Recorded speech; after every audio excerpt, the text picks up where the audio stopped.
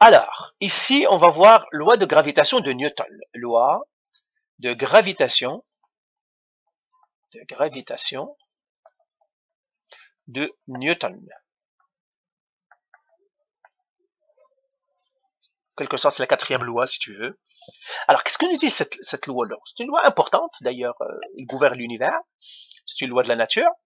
Eh bien, qu'est-ce qu'il nous dit, Newton? Il nous dit, tu prends n'importe quel deux objets.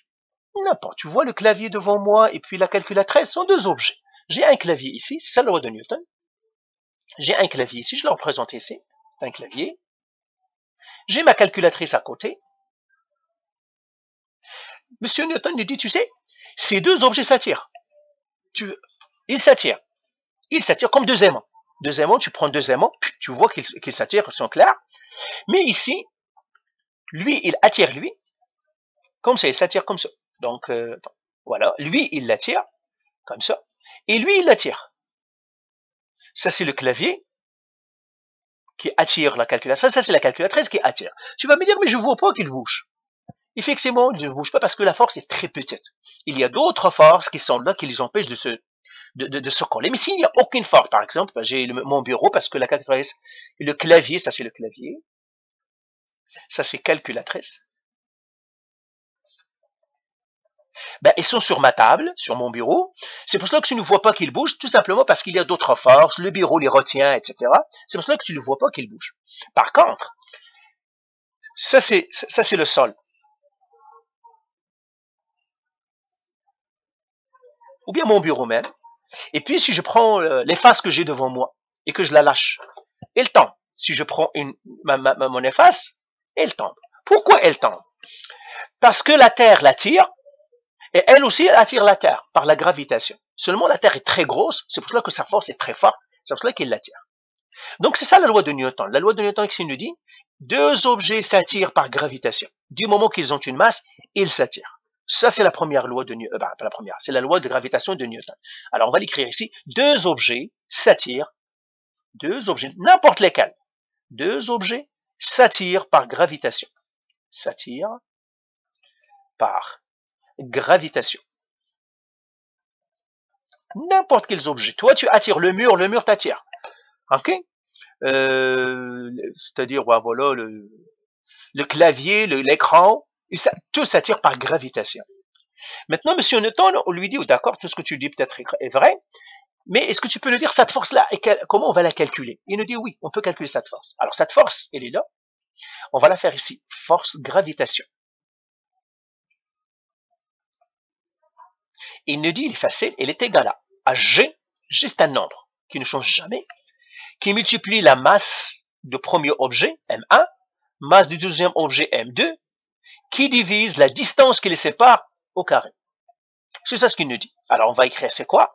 M1, masse du premier objet,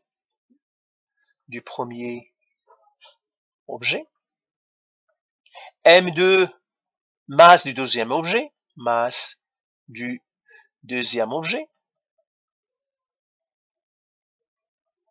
R, distance entre les objets, distance entre les deux objets. G, c'est un nombre. Alors, son nombre, combien il vaut? Il vaut 6,67 fois 10 à la moins 11. Son unité, c'est le Newton, mètre carré par kilogramme carré. Le G ne change jamais, c'est 6,67 fois 10 à la moins 11. C'est un très petit nombre. C'est pour cela que les forces de gravitation sont très petites à cause de ce nombre-là, à cause de ce G. 6,67 fois 10 à la moins 11. Tu sais que ça veut dire 10 à la moins 11? Ça veut dire 0, il y a 11 zéros, et puis 10 zéros, et puis j'ai le 6. Le 0, c'est très petit. C'est 1 million, c'est 1 milliardième, 10 milliardième, hein. C'est trop petit. G, c'est la distance entre les deux objets. Entre les deux objets. C'est entre la distance entre les deux objets. Et puis G, c'est 6,67 fois 10 à la moins 11 newton mètre carré par kilogramme au carré. Le G, lui, ne change jamais. C'est une constante. 6,67 fois 10 à la moins 11 Newton, non, j'écris N, l'unité Newton, mètre carré, N, mètre carré, par, c'est ça, kilogramme au carré. C'est correct? C'est ça ce que c'est que la force de gravitation. Maintenant, on va prendre un exemple pour l'appliquer. Eh bien, on va prendre par exemple, quelle est la force de gravitation entre la Terre et la Lune? La Terre attire la Lune. D'accord?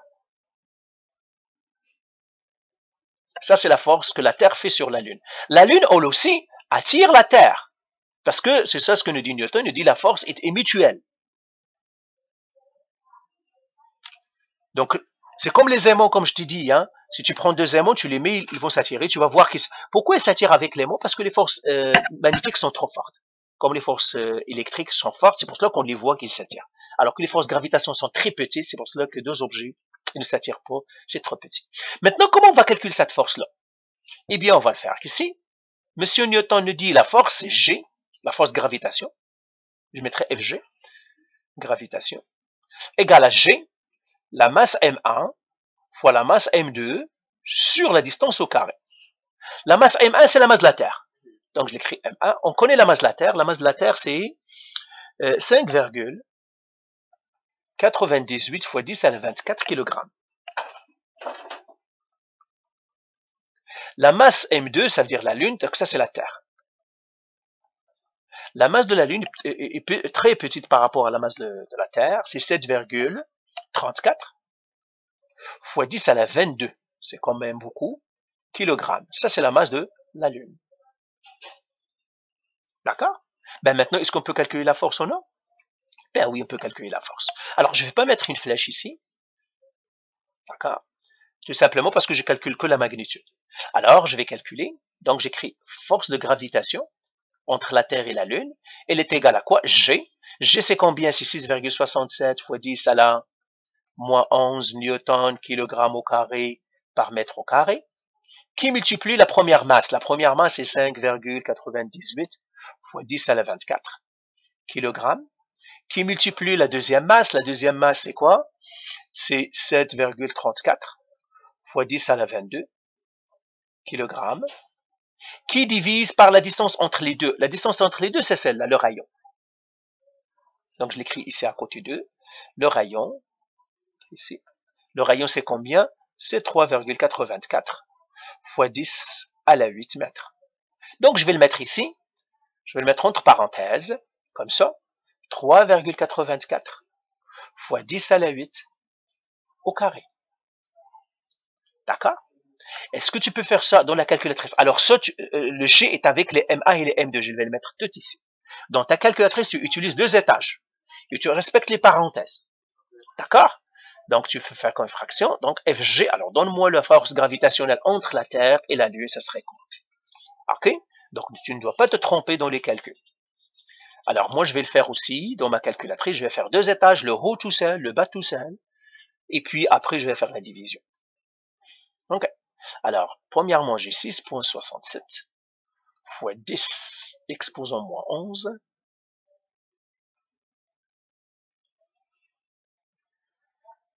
Attends. 6,67 fois 10 exposant moins 11 qui multiplie 5,98 qui multiplie 10 exposant 24 qui multiplie 7,34 fois 10 exposant 22, ça me donne ça que je dois diviser par, je mettrai une parenthèse, ok, ouais, voilà, c'est correct, c'est ça,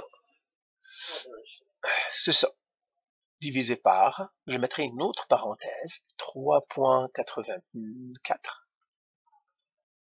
fois 10 exposant 8, tout exposant 2, je ne sais pas si ma calculatrice va supporter ça ou non, mais en tout cas, c'est ça, il me donne 1,99 fois 10 à la 20. Ah, il a réussi ma calculatrice.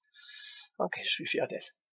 OK. Alors ça va être 1,99 fois 10 à la 20 newtons. OK? C'est ça. Donc, c'est ça la force gravitationnelle entre ça. Donc, c'est ça ce que ça va te donner. OK? Je te laisserai le faire plus tard, mais c'est ce que tu vas trouver. Est-ce que tu as compris ce principe de Newton, cette force gravitationnelle? Cette force gravitationnelle, c'est entre deux objets qui sont comme ça.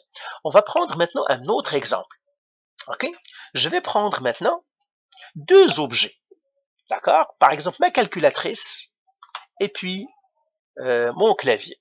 Donc, prenons un autre exemple. Donc, on va faire exemple 2. Par exemple, ma calculatrice. Ma calculatrice, la masse de ma calculatrice, c'est combien la masse de ma calculatrice? Je dirais 100 grammes.